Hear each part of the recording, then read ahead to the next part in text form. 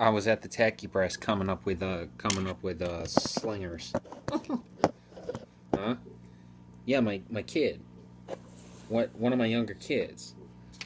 Well, the first one's in '99, then he gets a gaggle in 2003, and then becomes a Boy Scout and a Girl Scout chaplain, and all sorts of brownies get involved with other troops of other patrols, and then there's Order of the Arrow with Venture Scouts and Sea Scouts, NYPD Explorers, Volunteer Fire.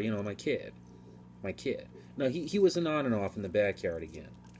Your friend of the devil, so to speak, right? His new mom, Gwen Stefani, remarried into a cowboy. Well, no, she got a new husband. So my kid's new mom has a new husband now. I don't know if she was married before, so I was going over some old No Doubt days. Yeah, like Extra Slingers. No, I haven't reverberated any of them yet. It's been improv. Extra Slingers about No Doubt. Like, yeah, no doubt. Like, pound it, dog. No doubt. Fist bump. No doubt. Slang word. I like spider webs. Yeah, but I know the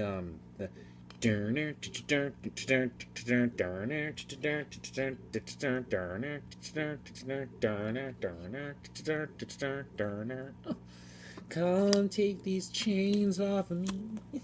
Oh yeah, it sounded a little bit like Heaven's Door, knocking on Heaven's Door. Come take these guns off of me. Come take this bitch off of me. I'm just a girl in the world. I'm just a girl. Something like that. No, it's spiderwebs. I like spiderwebs, and there's something kind of funky, but a little too back and forth, like polar opposite, towards the end of the CD. No, I got Tragic Kingdom when it was new. Yeah, sure. I think it was shortly after Jerry passed away. Oh no, Pops was a lesser known unspoken of band member assistant, since Buddy from New Riders of the Purple Sage, American's Beauty and Working Man's Dead. He moved to New London City while my dad was a New London City local, and they bumped heads at the bar.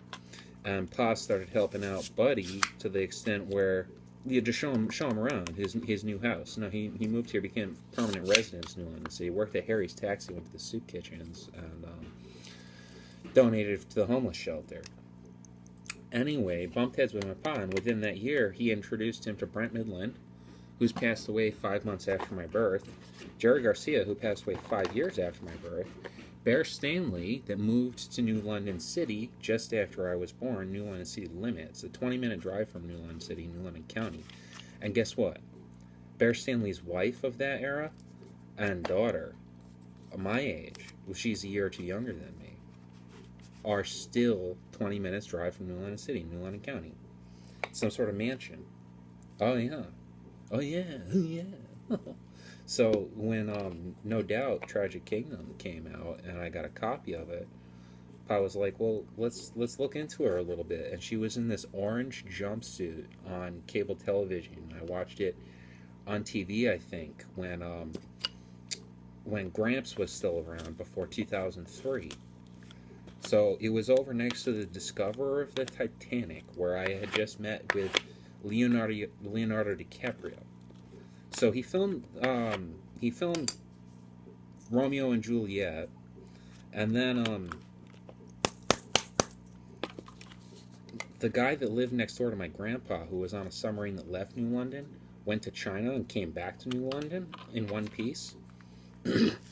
my Gramps had that house for a while, and then this guy that was interested in personal submersibles for science submarines moved in next door. Shortly later, discovered that Titanic, was friends with Gramps. So Leonardo DiCaprio was at his personal house, and I was next door at my grandpa's house. Yeah, Gramps' driveway was here, and their borderline to their house, which was only like 20 feet over, was there.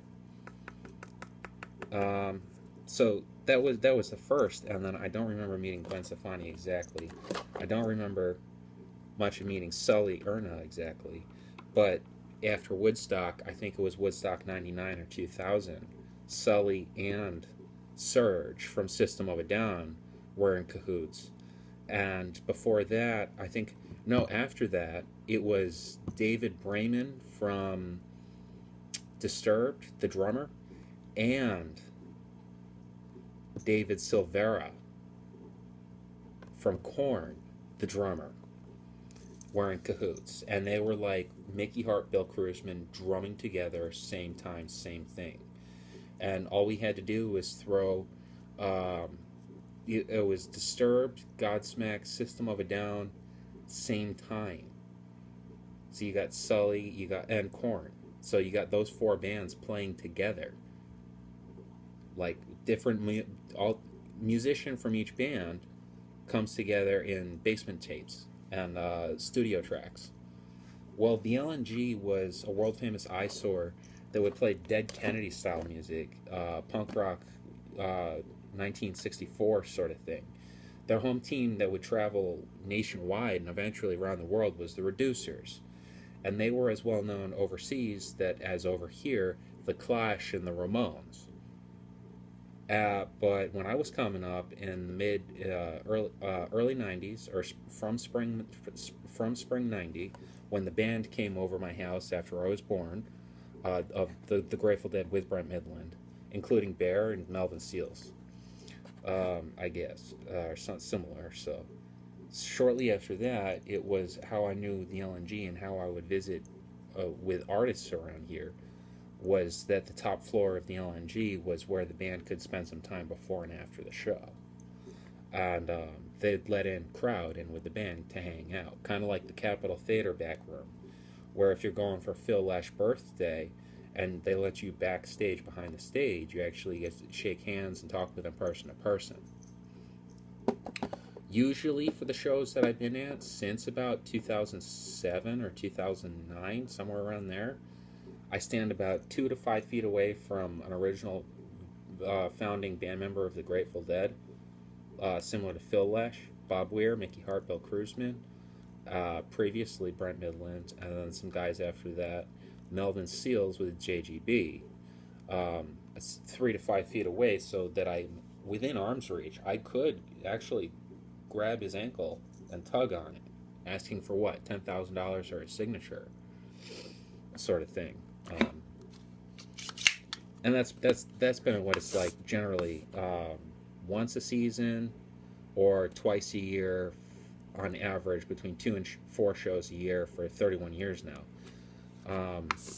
Whether it be around here where the president visits every May, that was founded by, say, Benjamin Franklin was walking around smoking cannabis cigars around here, eating a taboo deep fried fish. It tastes delicious, but it might put you as a redcoat sympathist from the Revolutionary War. That's the Sons of Liberty fort and battlegrounds that was a that was a bump bump bump bump bump bump. So I've met from Leonardo DiCaprio up to the last one, and I'm always after the mid '90s to I take from 1989 to 2009, and then I haven't really kept up with any of the 2010s, and it's 2021. I still really haven't kept up. The newest album I got in touch with was a Damian Marley and Nas, Distant Relatives, because Bob Marley's son is, that's that, and so I looked into it, and I saw Damian Marley on stage with Les Claypool backstage. Les Claypool from Primus. The Grateful Dead was 90 to, last ascent of 89 until 95. I picked up Les Claypool and Primus in 96 with Pork Soda, Seeds of Cheese, and Fizzle Fry.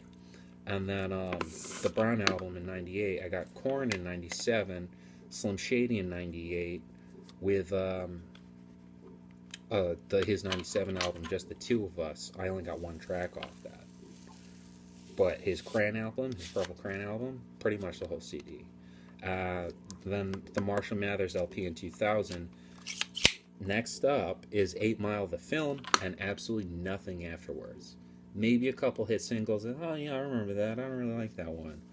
But his first 3 albums, and the movie, definitely. Kind of like South Park. I'll watch season 1, season 2, bigger, longer, uncut, That's about it. Maybe a little bit of season 3. The newer shows that I picked up, Man in the High Castle, could only watch season 1 and the pilot for season 2. And then I was flip a coin under the 3-cup trick for. And we decided not to. I just decided not to. I don't know. I didn't think it was that important. Hardly picking up new music or new artists. Hale C came around not for her music, cover of Playboy magazine, and her modeling shoot beforehand. I always knew her as a model, and if she visited New London from Rhode Island, her grandma lived in Rhode Island. That place was boring AF, so she'd come to New London. She's played at the LNG when she was a how do you says a goober, like a preemie goober. It's like she looked like a fat and ugly little girl, and that's exactly what she was. But she was in good hands at the LNG because the president would visit every May, and royalty since Benjamin Franklin, etc. And then all the world famous musicians from pre-fame or Hollywood, would come through the LNG and stay at Studio A and meet with Bear Stanley or when he was here, Buddy from American Beauty and Working Man's Dead. I think because of those two being so close to me in proximity, like as resident proximity, my entire life so far, I wind up pinning them for why big music walks through New London. Like, it could own the place, But New London's been into music since the founding of the country, sort of thing. I think so. They put up the Coast Guard, they had a music school. Maybe almost immediately. I'm not sure, says. Like I said, I attribute music to this area for different reasons. American Beauty, Ripple, Working Man's Dead, Dire Wolf. Buddy's got his name on that. He was a GD band member that preferred to play his own style in his own ways. Like New Riders of Purple Sage. I'm on the live at Turkey Trot CD and music videos. I was there when I was 15 years old. Small crowd, maybe only 25, 50 people inside total. 25 stagnant, 25 get siphoned in and out, something like that. It was a small show. I had no idea they were going to record it and push it public that much. On the day that I was born, the band was on stage while I was being born, doing this show here. And they heard and talked between themselves while they were playing about a birth. Well, because he lived there and then he was assistants until 95 with Disbandment and Passing and Jerry. On and off with side projects like Ashes, Ashes All Fell Down. Bob Weir was actually scheduled to play in Brooklyn 9/11/2001. Almost got smushed. So we did Ashes, Ashes All Fell Down. I signed on as a junior or a youth, somewhat adult, like a young adult. That's what it was, ages 13 through 18. And Rat Dog and Further, and Phil and Friends. Rat Dog, Phil and Friends. The other ones are Further, I think. One of them had all the band members. Probably Further. And I clocked off that tour in about 2010. And then we wound up just going to Seals JGB, Phil Lesh Birthday. From Phil Lesh Birthday, I remember the rechristening in 2013, but I think we were there in 2011 and 2012 also. The rechristening featured Trixie Garcia running over and saying, "Oh my God, Drew, you've gotten so big," giving me this big hug.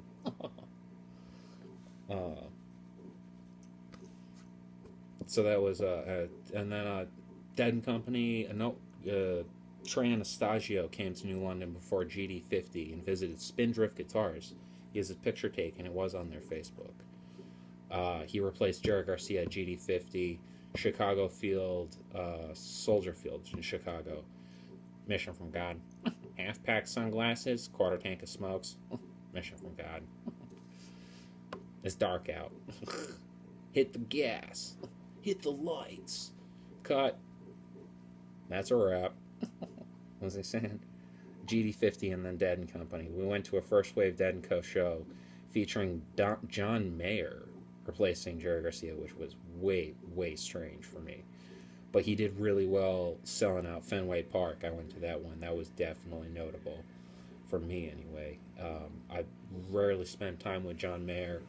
I was visiting Yale Hospital District while he was at Yale School of Music, is what I heard, is how we may have come across. He was taking classes there, and I was just visiting from the train, and I would go to Toad's place and sleep in Yale School of Music. Uh, like I was just notorious for taking the train at Toad's place, 2003 till maybe 2018. It's halfway between here and New York. I would go to New York City quite often for the Manhattan Relief way back when as well. So, but hey, check. It's I've got like over a quarter or over a quarter pack of smoke rolled in front of you, or 5 cigarettes. Like, I think it was a decent talk show portion. It was a decent talk show portion. It's the Sliders. I got some new shades. Sliders. White Castle. White Castle in Brooklyn is where I dwell. Alibaba and the 40 Thieves. Often. Not very often. Not habitually, like to the point where it was chaos, but just more than not often, and more than like your ordinary amount of trips to New York. Like, how often would considered be an average time for, like, well, how much time did you spend in New York, or how often would you go there? Like, average for between 2002 and 2016, whether it be bus or the Easy Rider, like it was kind of like an Uber, but back when, or train, or just someone drives, how what to 2002 to 2016. What is often for ordinary? Probably like twice a year, if you used to live there or something. How often would I go? Once a season, usually. I'd take 2 trips there every season, kind of thing, and spend close to the weekend. All day Saturday, I'd come back from Sunday morning from a Friday night and spend all day Saturday doing relief effort things through Red Cross, BSA, and NYPD Explorers. Yeah, well, it really got boring after I wound up visiting Russia and its most southern Moscow ring on the eastern side of Delios. Yeah, but that was only 2 weeks, but it pushed me into mental studies, quantum mechanics, nuclear engineering, computer programming, and the advanced mathematical physics realm through high school.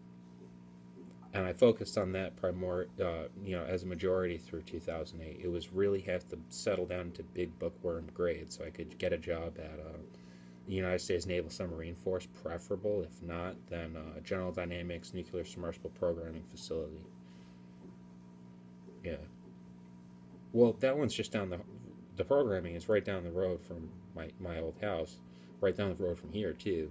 And then there's a dock and park where submarine optional, and there's a river full of them. And the other side has been advertised as the capital of nuclear submarines around the world. The biggest, the best, the most bountiful submarine, world-renowned submarine of worldwide in submarines. Since like they got their upgrades in 1974 when eminent domain called nuclear power mandatory, and the submarines got upgrades. And we got a standing power station, but we also got a highway that ran right through. That big old parking garage, ruined Captain's Walk. It looks weird next to Captain's Walk Promenade. The parking garage was one of them, with a highway extension, traffic extras. I-95, 395 were just built, and they put up this trailer park, as well as Millstone, Connecticut Light and Power,